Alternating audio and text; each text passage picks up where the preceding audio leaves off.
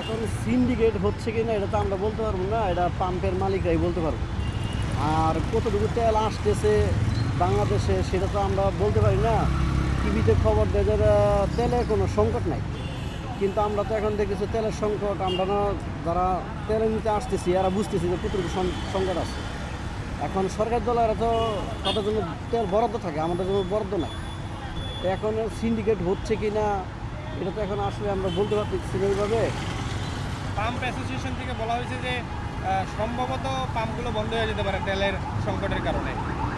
এখন যারা যেহেতু তেলের ডিলার ওনারা বলতে পারবে, আমরা তো আসলে ওই পরিমাণ বলতে পারি না। যদি বন্ধ হয়ে যায় সেক্ষেত্রে কি করবেন?